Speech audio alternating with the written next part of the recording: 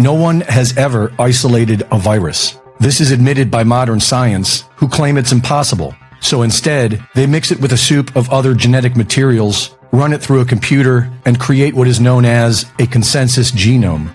The theory that the invisible virus is a lie was put forth nearly 30 years ago by William Bramley in his book, The Gods of Eden, where he outlines thousands of years of human culling events.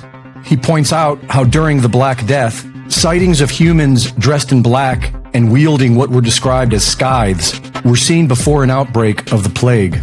Bramley suggested that the scythes may have been tools designed to spray poison gas.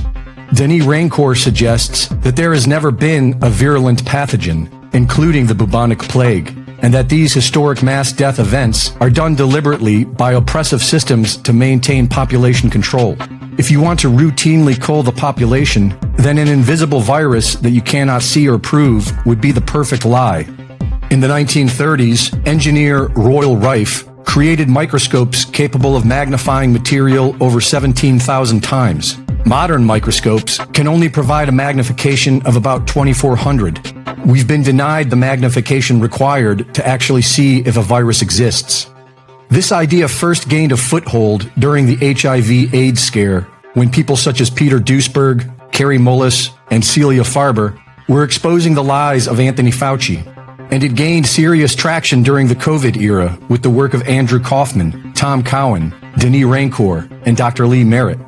Dr. Lee Merritt studied the official test for SARS-CoV-2 and found they are actually testing for the Homo sapien genome, which is highly suspect. And there are many other suspicious facts. They test our nose, which, like a filter, is full of foreign contaminants. The PCR tests are being deliberately overcycled to find falsified results. What we are told is a deadly virus looks identical to an exosome, a naturally occurring part of cellular cleansing. The first scientific publication created to disseminate information to the public was named after an ancient altar used for ritual sacrifice called Pergamon, and the first editor was Mossad agent Robert Maxwell. Over 100 years ago, doctors were well aware of how deadly parasites could be to the human body. John D. Rockefeller's main advisor, Frederick Gates, convinced Rockefeller to modernize medicine by eradicating hookworm, a parasite that was known to be the biggest cause of disease back in 1905. Up until the 1980s, textbooks were not talking about viruses as the cause of disease. They were talking about parasites. Today, while animals require routine deworming, modern science says that it's not a problem for humans. After decades of research, a group of German doctors found that every single cancer cell contained parasites, and that if cancer treatments such as chemotherapy fail to kill all of these parasites, then the parasites will be given the perfect conditions to spread throughout the body. The parasites start in the bloodstream and spread to other parts of the body where they grow into cysts. Under a microscope, parasitic cysts look identical to what we call tumors. They had films, they published papers, but it all got buried. Because if 100% of cancer patients have parasites, then parasites are likely causing cancer. And today, the COVID shots, which we know are destroying natural immunity, are creating turbocancers.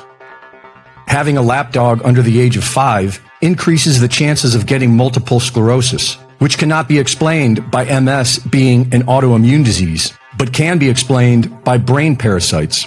Pathologist Alan MacDonald studied the brain and spinal cords of dead MS patients, and they all had parasites.